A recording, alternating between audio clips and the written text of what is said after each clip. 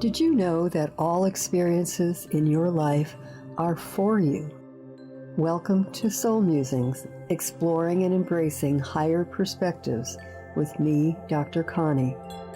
Discover how every experience is an opportunity for spiritual expansion when we observe and use them from the higher perspective of our soul. Explore how we can create more alignment in our lives by focusing on the essence of the experience we want, rather than the form. Learn about ways of living and working together that can build a more harmonious and cooperative world. In each episode, we share awarenesses and tools that you can use in your own soul's journey to create more love, peace, and joy. Soul Musings starts now. So hello, everyone out there, all you beautiful souls. No. Today, we're going to go to a little bit different focus because in the first three podcasts on Dr. Pat's show, we explored both creating through intention, taking a higher perspective on our lives, how we can use everything to our advantage and our upliftment. Today, we're going to look at how those principles apply to groups and relationships and even the whole world, the planet as a community. I have with me my other guest, Dr. Reverend Jock Reed, who is the founder of Community Planet Foundation and the author of the book, as you can see in the background, The Next Evolution. And he'll be talking more about an intentional community blueprint that is based on a higher perspective. And I'll be talking more about consensus decision making and how we make decisions and relate to each other so that it works for everyone, not just our own individual needs. And one reference I have for higher perspective on communities, some of you may know the book, The Chalice and the Blade by Riane Eisler. And she talks about, after her research, despite all of the different economic ways of organizing cultures, all the different ways politically of organizing them, the one fundamental difference that she found was they were either equal partnering, caring kinds of cultures and societies, or ones that were based on domination. How do I control? How do I greed, and how do I get something? And we're talking about a very conscious blueprint here that Jack developed with a group that he's going to talk us through that really has that partnering kind of focus and an emphasis on higher consciousness for the highest good of all concerned. So Jack, why don't you talk to us a little bit about how you came to Community Planet Foundation and the vision, what that is, and the book. Yes, hi, it's good to be here. I realized a long time ago that the way we live together and relate together in community is the basic building block that could transform the planet and transform everything and create a world that works for everyone.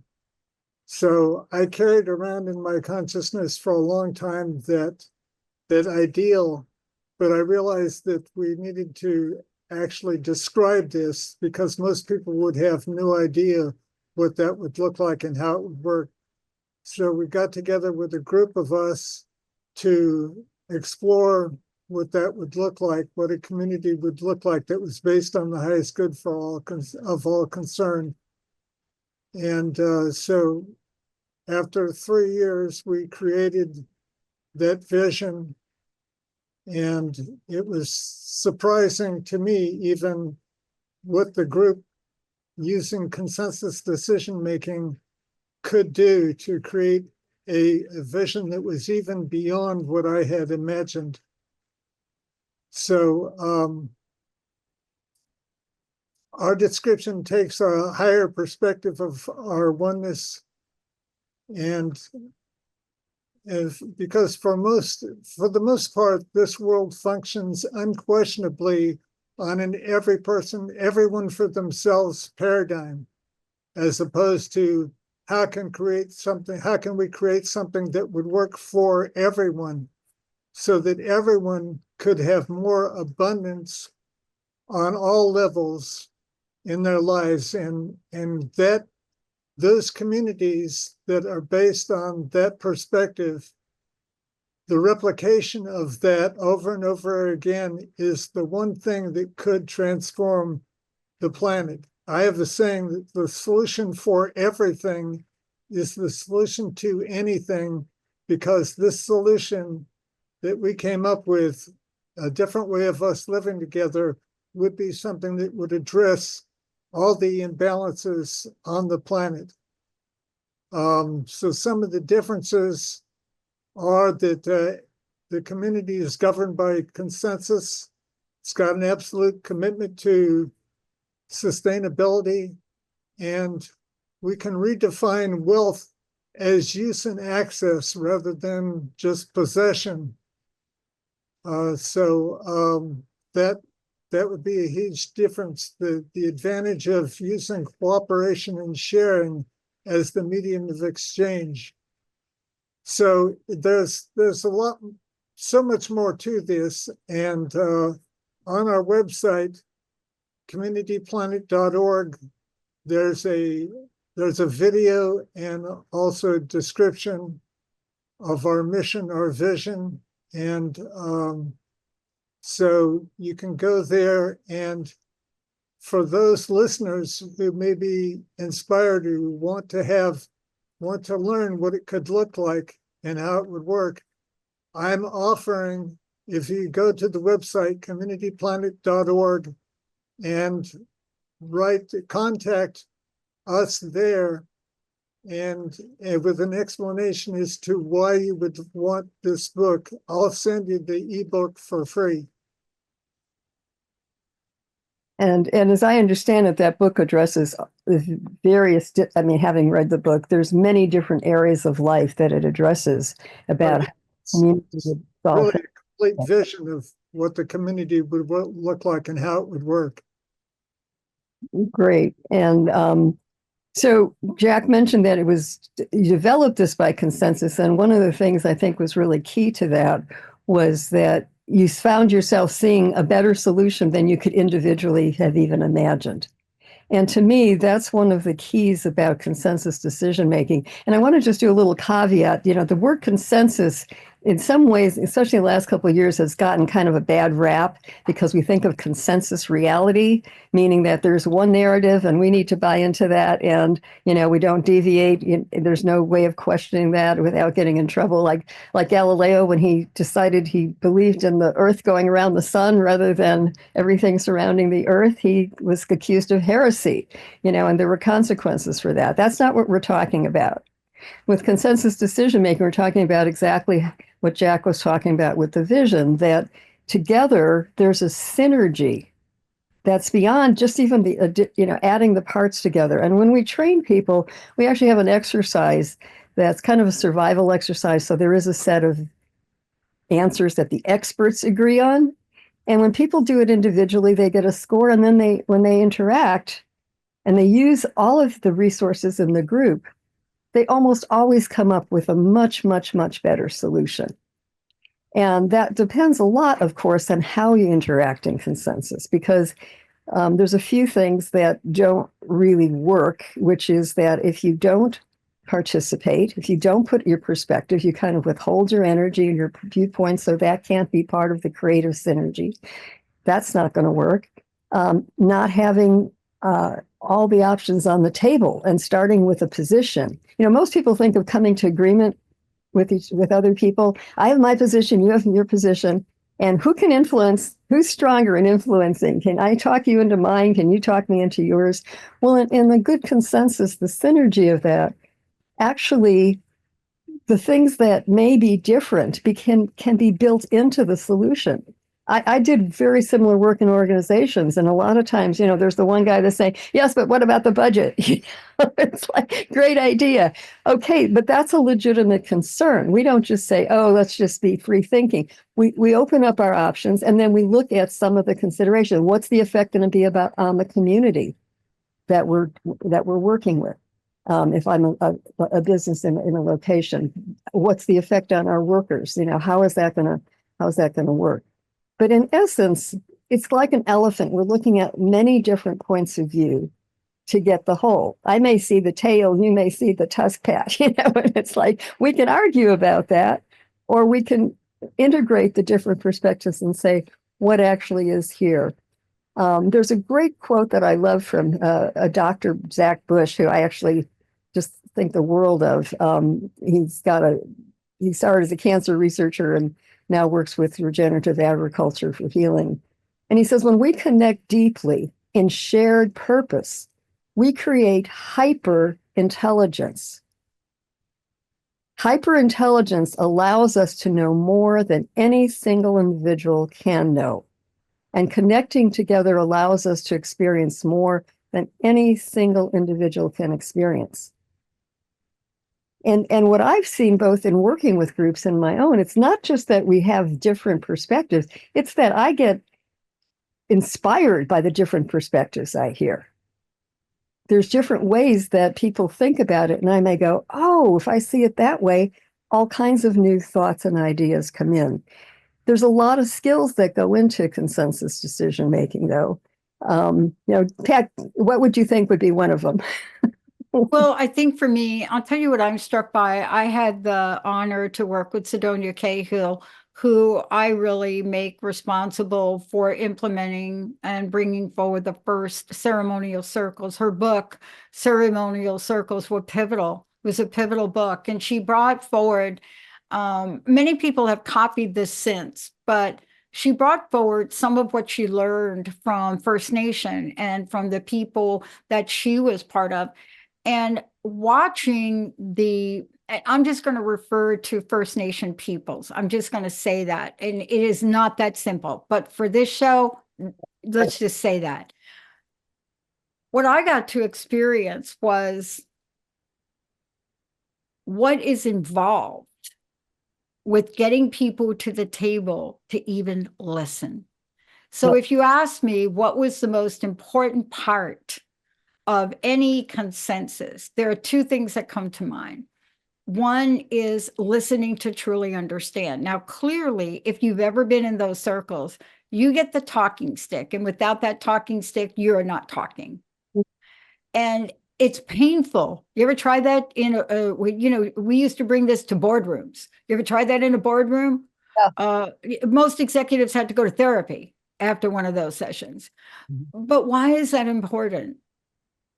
Because we're really good in our culture of simply waiting to speak. Yep. We wait to speak. We think about what we want, and then, and we're then just waiting to speak. We're just like, I don't even hear what you're saying. I just have this point of view that it's just staying with me, so I'm not really hearing it.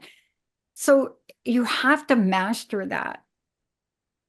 The idea of listening to understand is pivotal.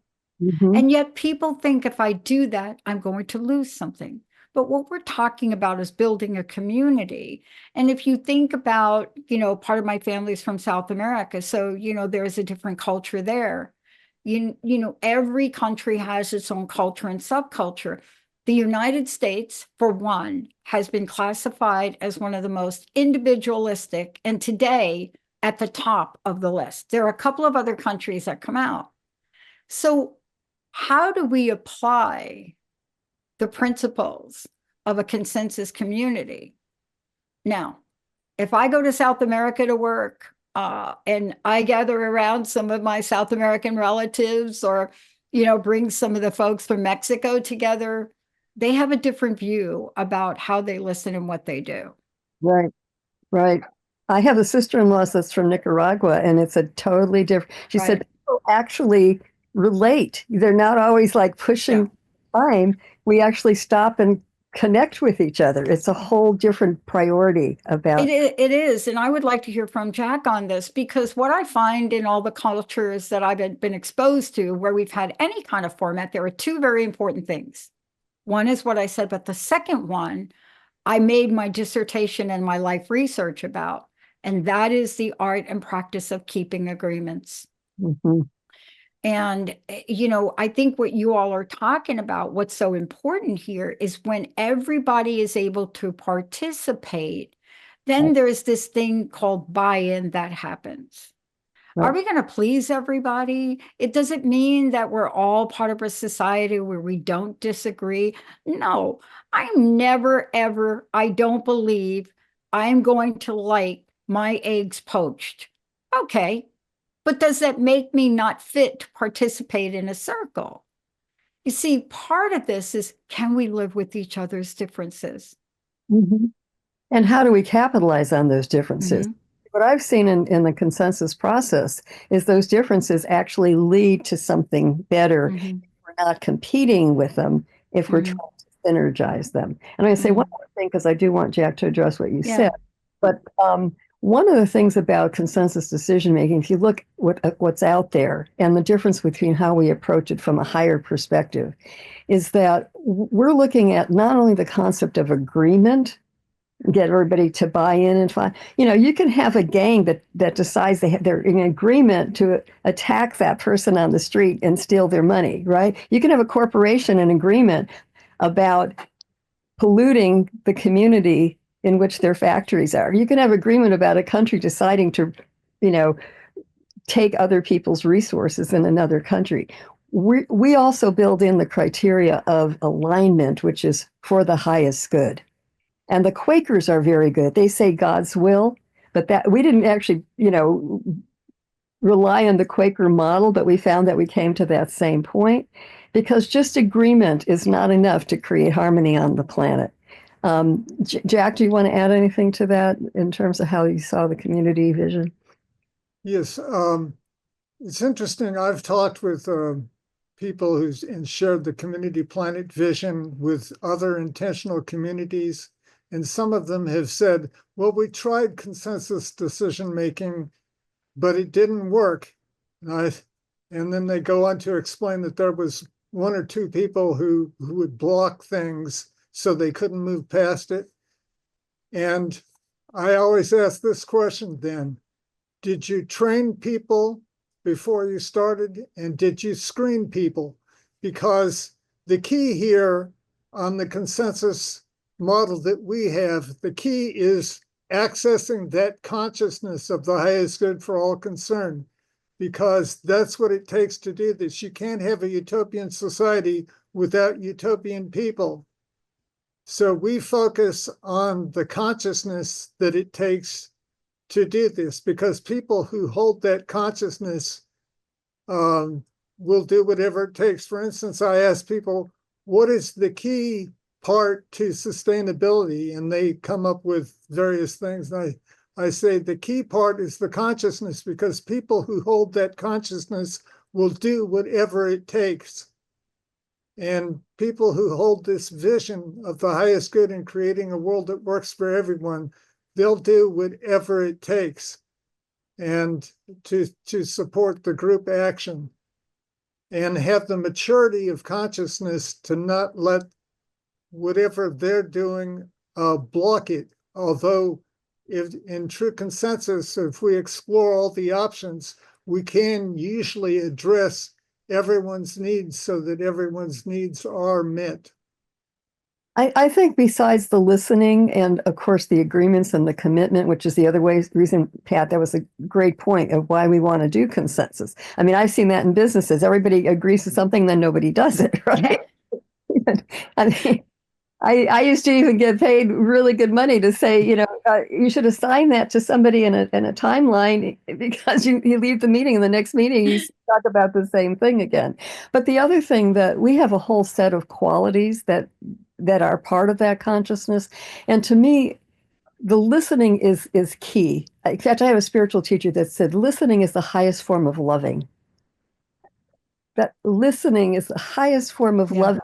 It's really putting yourself back and accepting and being open to the other person, open to new ideas. Openness is huge, because I can be listening and the whole time I'm just judging everything you're saying. I'm getting it to understand, but it's like, am I willing to see it from another perspective? Mm-hmm.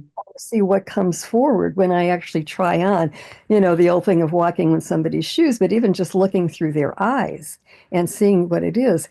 And the other thing is, we can't be attached to our preferences.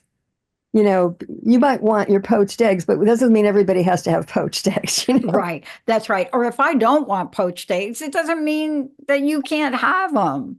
Exactly. Right. And you know what you both are talking about, I have a question for both of you because I think this is one of the trickiest things. I mean, we've tried this in organizations and so forth. I've even tried it in a family constellation.